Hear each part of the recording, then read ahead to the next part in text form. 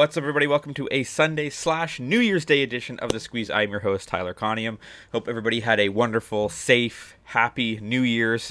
When you have a 9-month-old, sometimes it seems like going to bed at 12:05 completely sober is actually worse than drinking a whole bunch of beers and being out until 2 o'clock in the morning because babies don't know that it's New Year's and that mom and dad stayed up late. So a little bit tired this morning, but it's all good. We've got our coffee, we've got our bets, we're ready to go.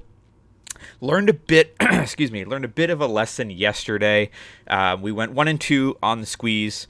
For the day, we had the 2 bets in the Leafs game. Leafs won. They beat Colorado 6-2, but that game did go over. And then we lost the parlay with we won with Alabama, lost with Michigan. Too many eggs in the Michigan basket, probably too many eggs in the Leafs basket. So it's all a learning curve here, right? We all learn together. We all bet together.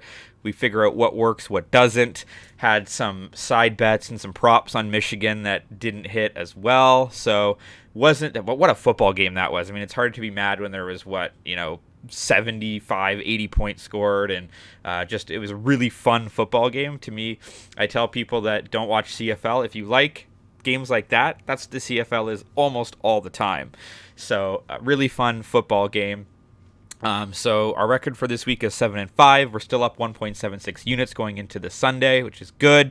It's a new year. Excuse me. New year, new record. We're going to do things a little bit differently. So I want to have a weekly record. I want to have a yearly record to track this podcast over the course of the entire year. And I do post secondary picks on Twitter, which I'll continue to do, but probably not as many.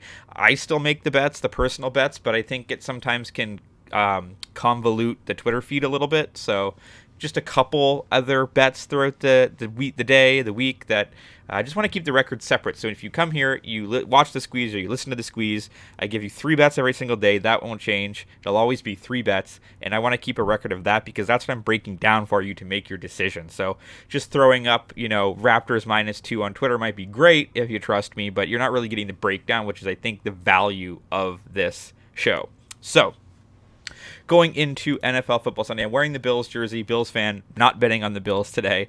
But we do have 3 bets. We're starting in Tampa Bay with the Bucks and the Carolina Panthers. So this is going to be interesting in terms of analysis because I'm going with a little bit more feel. I'm going with a little bit more history. The Tampa Bay Buccaneers can clinch a playoff spot with the win today, and Tom Brady is their quarterback. What else do you want from me, right? So the Bucks are sitting at 7-8. The Panthers are 6-9. On the road, Carolina has been brutal. They're 1-5. The Tampa Bay Buccaneers are only 3-4 at home, which aren't great, and the Bucks are 3-11 ATS this season. So you might say, well, why are you taking the -3.5? Well, because the money line, I don't really like the odds there. The -3.5 is -105 at DraftKings, so it's essentially even money. And it's Tom Brady for a playoff spot. He has not had a very good season. This could be the last season we see of Tom Brady. And how do you bet against that? I've bet against him for the last 10 years, time and time again. He's done. This is it. It's over. And he proves you wrong. If he wants to prove me wrong today, that's great, but I'm going to trust that Tom Brady gets it done at home for the Buccaneers to go back to the playoffs, clinch the division against a Carolina team that, especially since they traded McCaffrey, just aren't all that great. So they have won 3 of their last 4. They beat Detroit last week 37-23, but then they lost to Pittsburgh 24-16.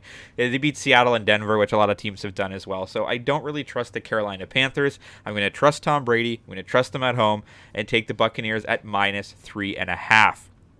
Another game, and again, the theme here, there's a lot of the spreads aren't very big this week. There aren't really any blowout potential games. There are a lot of close games that I'm liking the teams that are fighting for a playoff spot against teams that aren't. So we're going to Detroit, and the Lions are at home against the Chicago Bears, who are 3-12. The Bears are 5-9 ATS. They're 1-6 on the road, and the Detroit Lions 7-8, still in the playoff hunt, 10-5 ATS. Great team against the spread this season, and they're 4-4 at home. They're 6-point favorites. I'm going to take the 6 points. Again, -105 at DraftKings, so almost a pick 'em, which I like, and we're going to roll with the spread there. So when you look at the Detroit Lions, they're playing a lot of over games, but the Lions are 5-0 ATS in their last 5. They're 4-0 ATS in their last 4 after accumulating more than 350 total yards in their previous game. And the Lions are 6-0 in their last 6 games on field turf.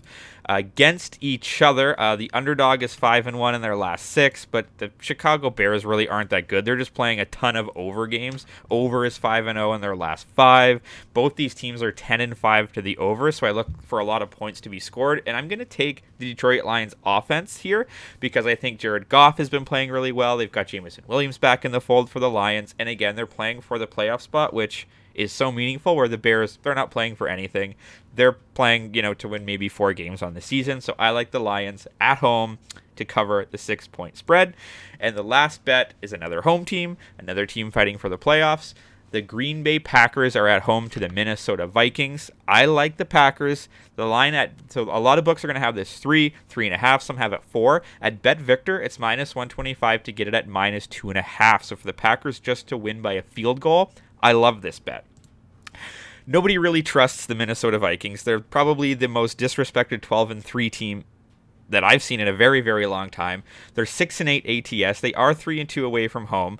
The Green Bay Packers come into this 7-8, fighting for their playoff lives. They're 4-2 at home, and similar to our first bet, it's Aaron Rodgers at Lambeau in January against a Vikings team that, who knows what they're used to. They play inside. They're not really necessarily used to it. The Packers have won 3 straight games. They're coming off a great 26-20 win against Miami. They've beat the Rams, and then they did win at Chicago.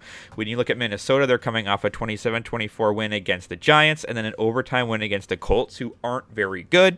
Previous to that, they lost 34-23 to the Detroit Lions. So I like the Packers at home just to win by a field goal. We're going to pay the juice, so it's a little bit expensive at 1.25 units, but it's Aaron Rodgers at home in January. So if we're going to go down on the Shield, it's going to be betting on Tom Brady and Aaron Rodgers, just like we've done for years past. So just to run down that card back for you one more time: Tampa Bay Buccaneers -3.5 at -105.